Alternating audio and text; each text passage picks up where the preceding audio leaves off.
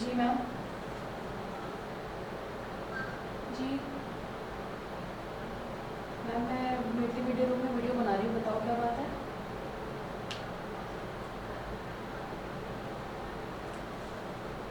मैं लेती भी आ जाऊँगी इसी ऑफिस से।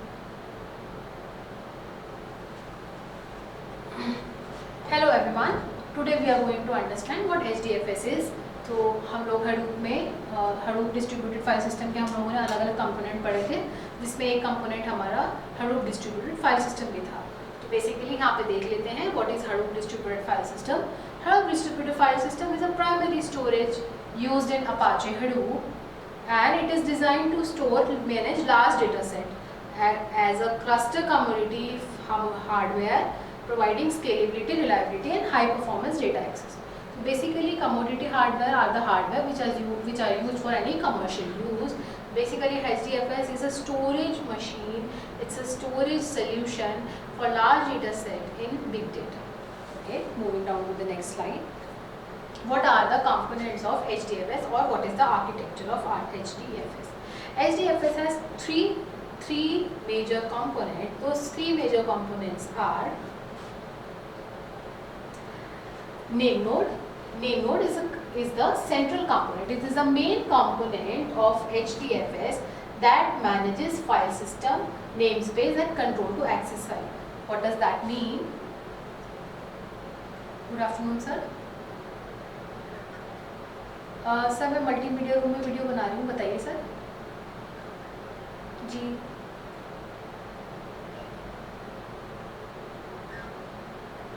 हाँ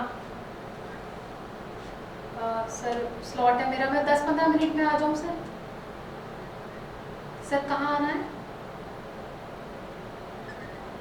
ठीक है सर। सर मुझे 10 से 15 मिनट दीजिए, मैं आ जाती हूँ।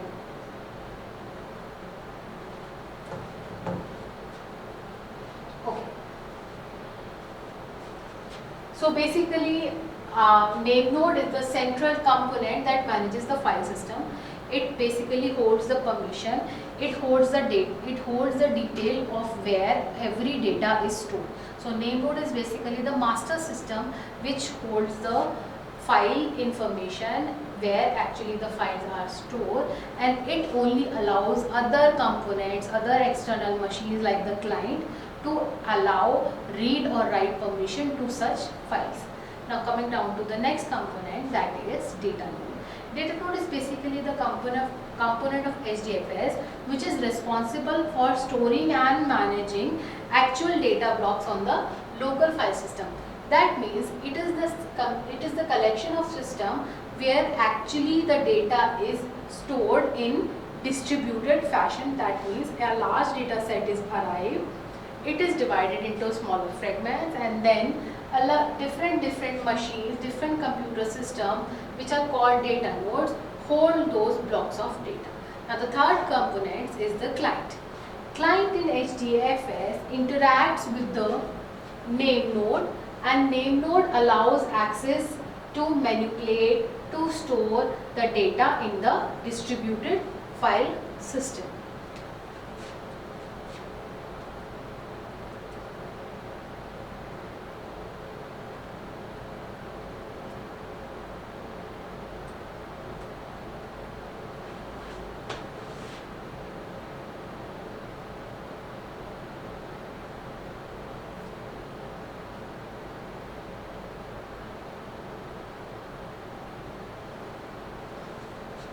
Now we have discussed what are all name node and data node.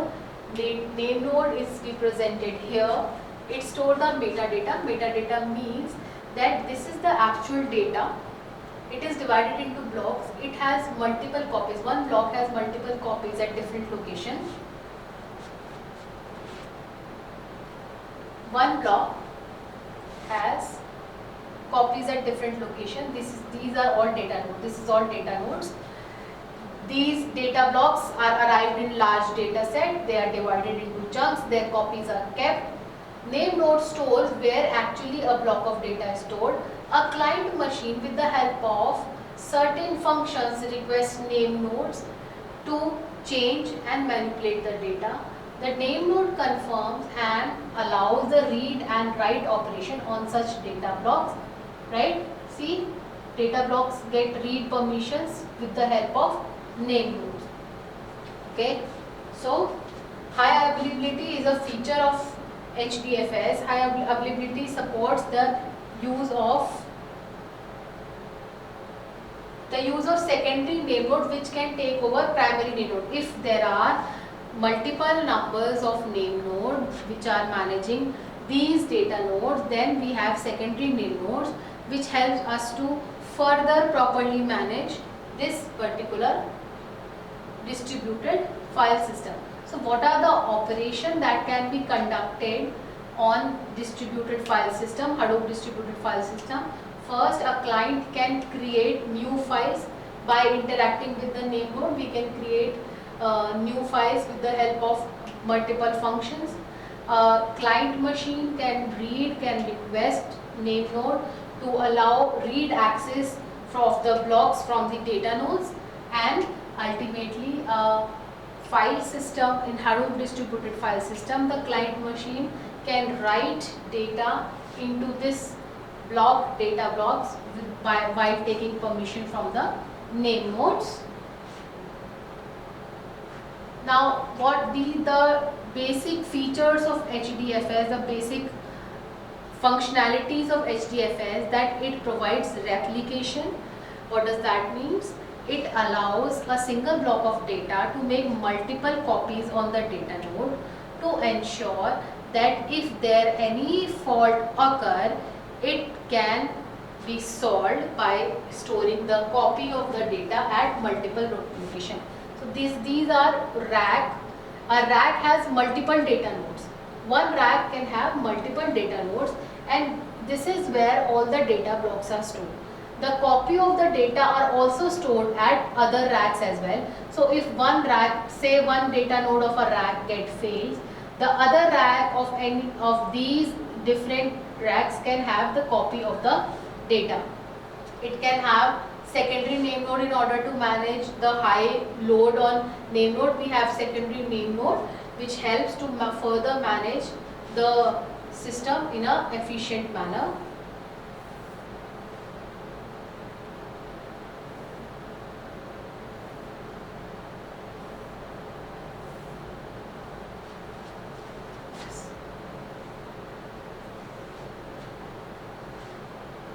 Okay, fault tolerance again, if a data nodes fail, the Hdfs automatically replicate the missing blocks by taking it from the other data nodes. So if this rack fail, fault tolerance is a feature that allow to have the copy of the data if any data is lost because of the failure of the machine.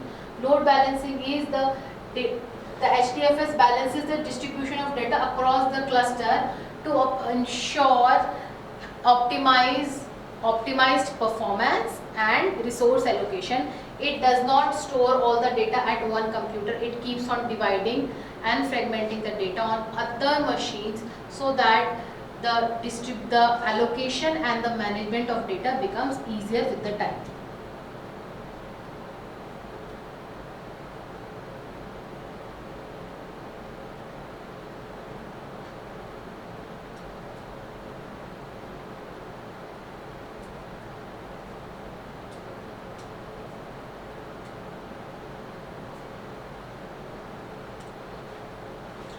What does HDFC as a security provides? It provides authentication, authorization and encryption. It protects the data.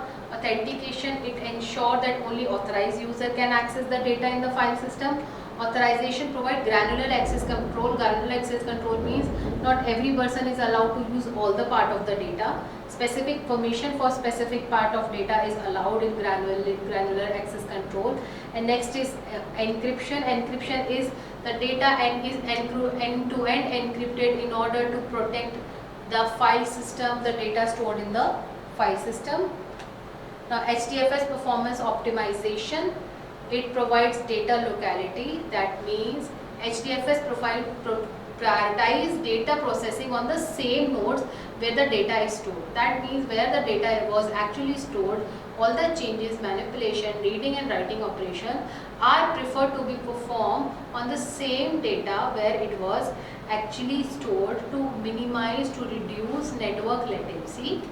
Next is the block size. The HDFS uses large block size, which is typically 128 MB for each data block, to reduce overhead in managing multiple copies of the data if the number of data fragments is small. Next is caching. The HDFS support caching frequency, access block, the block memory to improve read and write performance. It has a caching concept so that we can easily access data. Now, what are the major key takeaways? So, HDFS provides scalable storage. HDFS is highly available in nature.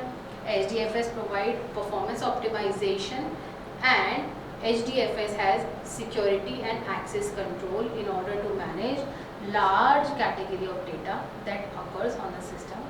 That's all for the class. Thank you so much.